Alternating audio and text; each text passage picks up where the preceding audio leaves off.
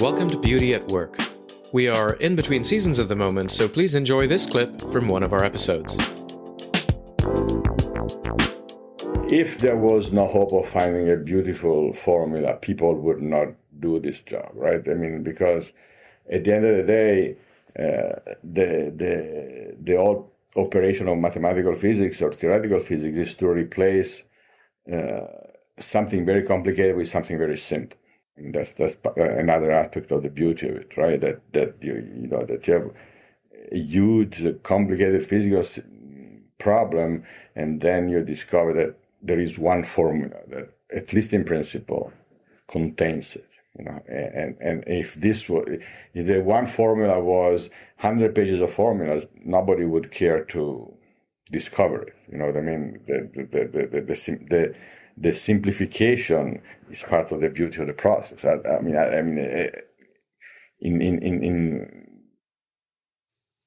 It's the reason to do it. If you couldn't find something like that, there would be no point. You would just, try to do a numerical simulation, particle by particle, but that would not be as interesting. And now the thing is that, so that's absolutely inevitable. The point is that, of course, our mind is not the mind of God, so to speak, and so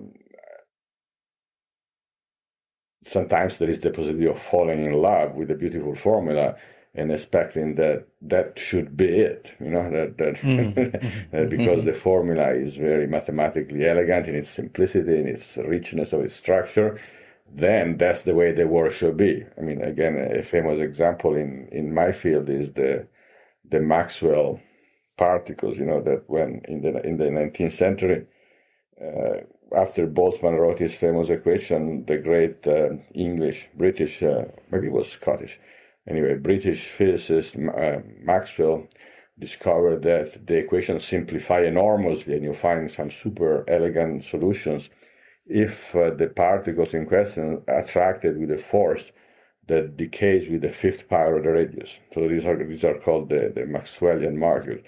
So every kinetic theorist thinks that if I was God, particles in the world would attract and repel each other with a force that decays with the fifth power of the radius, which is not the way it is, because typically particles like electrons or ions, they use the second power. The Coulomb force between charged particles is 1/r², not 1/5, and that's a pity, because kinetic theory would work much better. And there is, generally speaking, this situation in which, for some strange reason, a lot of physical problems sit at the most hard to capture choice of parameters. Like a famous example is, again, the 1/r² interaction, which is typical of gravity and electrostatic interaction.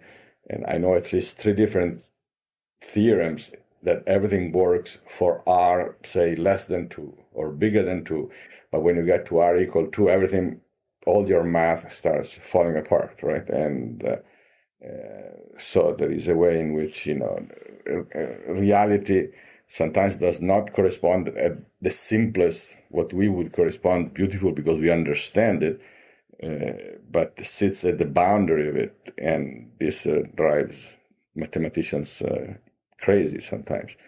The typical example of this beauty is the way people have been trying to, theoretical physics, all this, the standard model and stuff. People use that as a criterion, and and sometimes it works. I'm always impressed that, the way the number 3, for example, pops up in very strange ways in physics. There is 3 dimensions, and that's very, if you wish, Trinitarian, because there is one space in 3 dimensions, and it is inseparably 1 and 3. It is clearly one space, but it's clearly triune, right? It's clearly goes in 3 directions. Or you can find, I like the example of the quarks. The quarks are organized in 3 triplets, so it's 3 square. But nothing. But so there are all these beautiful numbers, and of course the people who invented the like Gell-Mann people who discovered quarks wouldn't care about the number 3 in particular, but they certainly were much more attracted to a theory with 3 triplets than if it had been, I don't know, 6 times 7 or something like that. You know what I mean? There is a certain elegance, a certain beauty to, for example, simple numerical groups or whatever. Yeah. I mean, is it so how do people proceed? I suppose in theoretical physics, one of the challenges is this sort of drive towards simplicity, towards unification, even trying to develop a unified theory, right, of physics is something again that's very contested. Is that worth investing in? Is there reason to believe that reality at its core must be so simple as to be contained in a single equation or something like that, or is that a waste of time? How do you think of that? Well, I remember you were telling me about, Wigner's sentence about the miraculous effect of mathematics. Yeah, the unreasonable effectiveness. Reality Yeah. hints.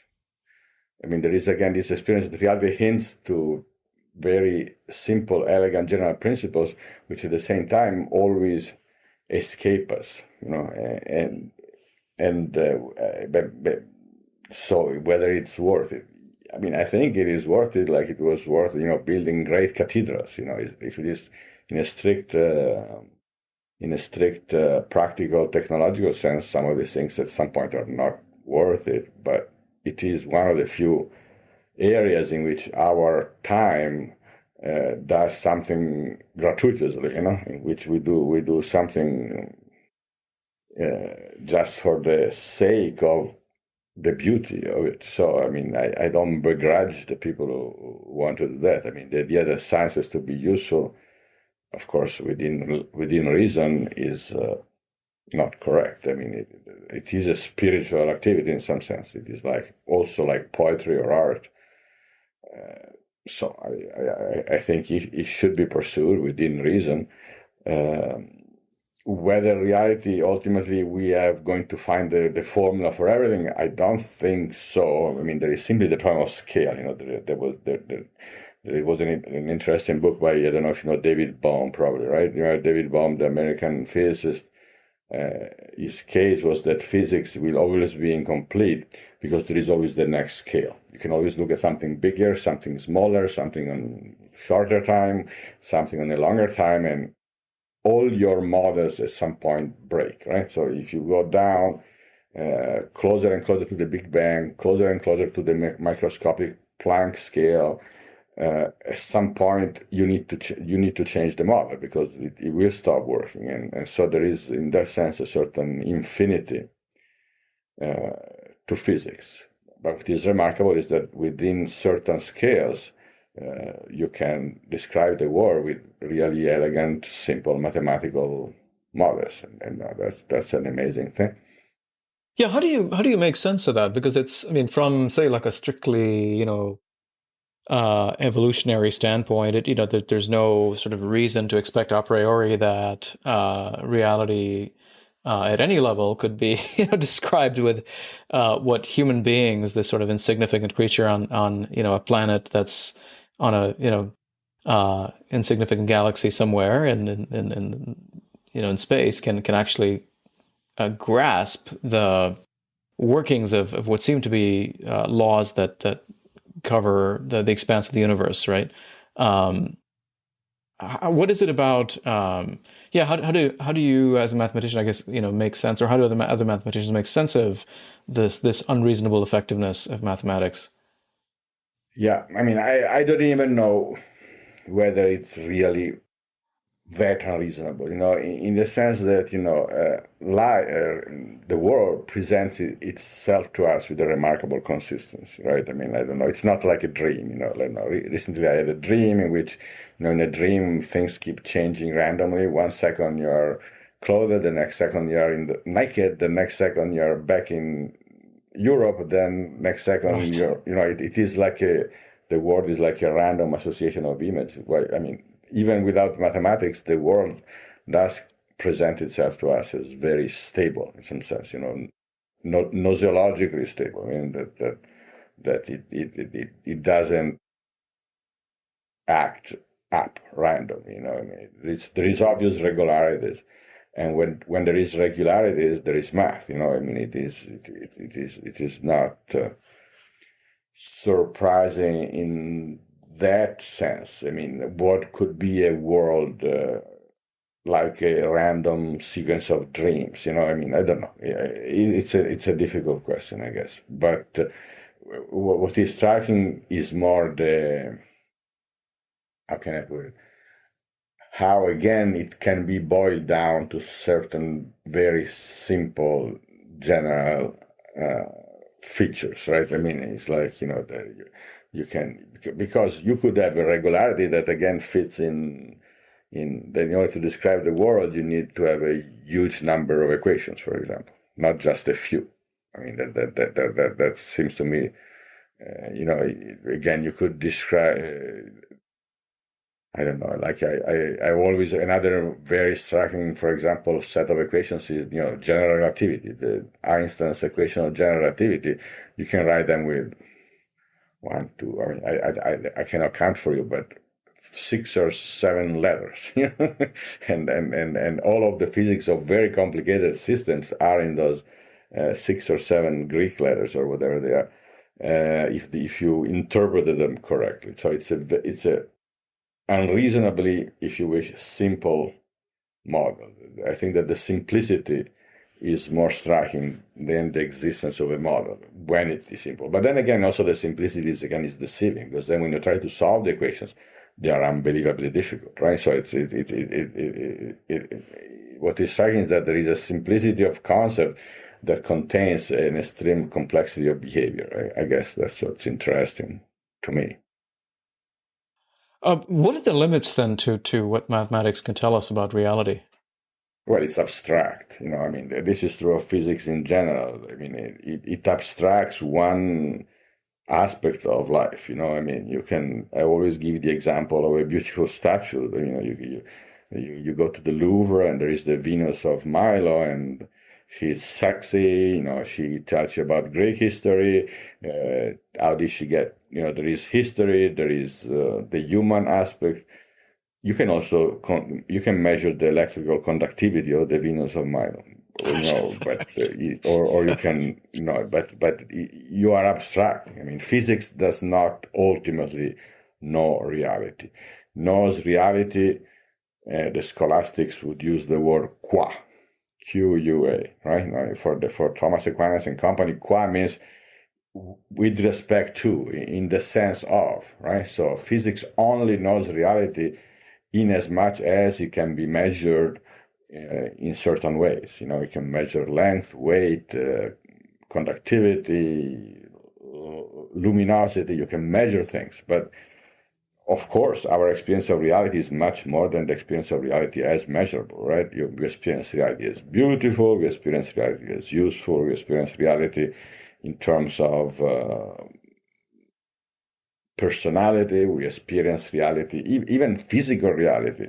We just don't experience it as measurable the way physics knows it, right? I mean, physics cannot tell you, again, if a body that falls down a window is a true gem that's worth $1 million or a stone of the same. You know what I mean?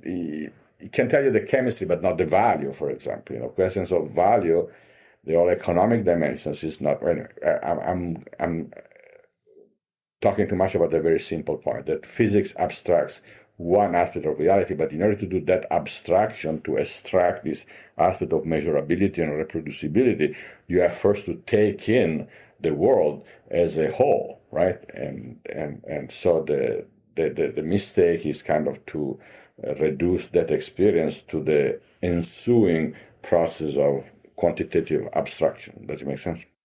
Mm-hmm. Yeah. So I mean, so those abstractions are helpful to provide certain kinds of descriptions, but they don't really exhaust other kinds of Yeah, categories, exactly. particularly as you're saying Provide the value. kind of descriptions according to some aspect of the experience, right? And Right. you can tell me if I jump off the window, physics can tell me how long it will take me to hit the ground, but that's not a lot about me. You know what I mean? It's not. Right, right. So I mean, we typically associate beauty with art, right? With the sort of visual art or music or architecture or fashion and so on. But if we took, say, mathematics or even physics as a starting point for understanding beauty, what could that give us? Is that could we learn something about beauty that we typically don't think about?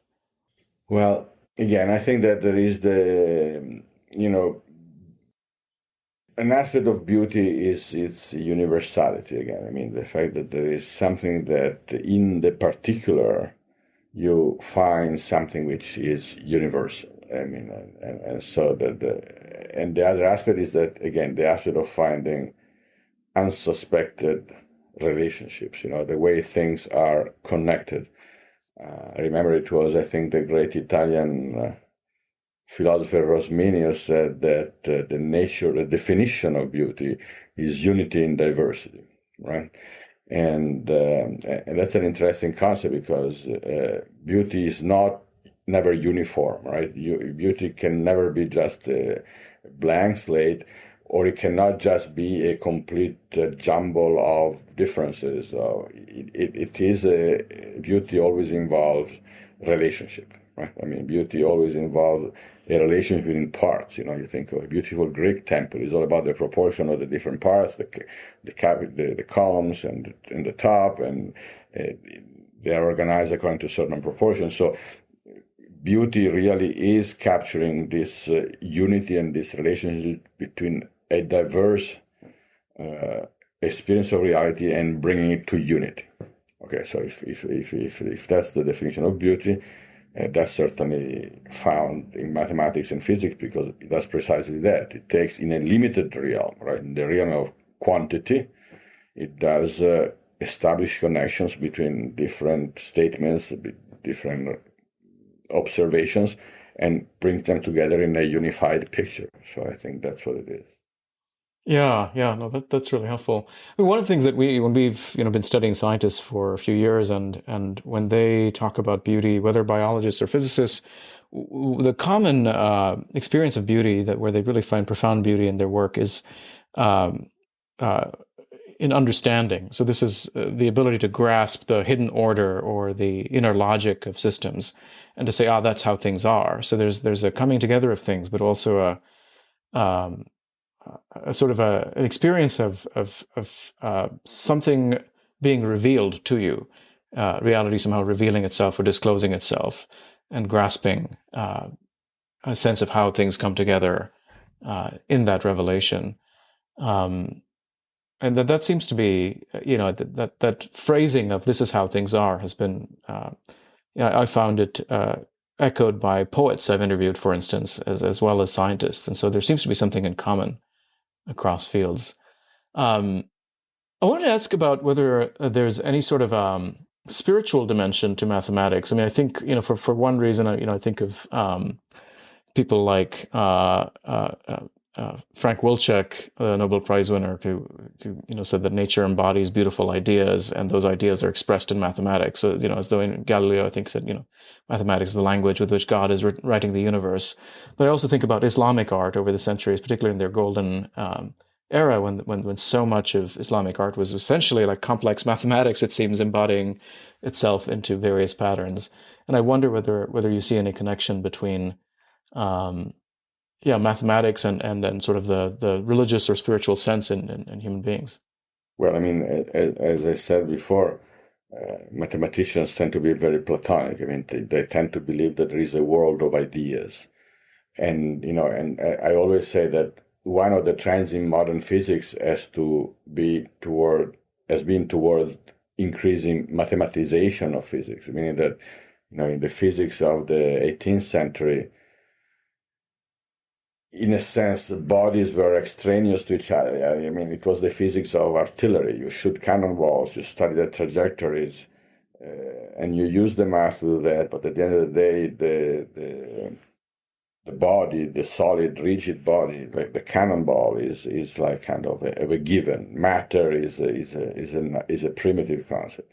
Now, the trend of physics has been towards kind of breaking down matter into, again, mathematical structures. If you look now at modern physics, it's not clear what that there is matter. There is all these, representations of the Poincaré group, they're called, or whatever they are. When you study an electron, at the end of the day, or in the standard model, you have this very sophisticated mathematical structures, and then somehow this sophisticated mathematical structure manifests itself as a tennis ball.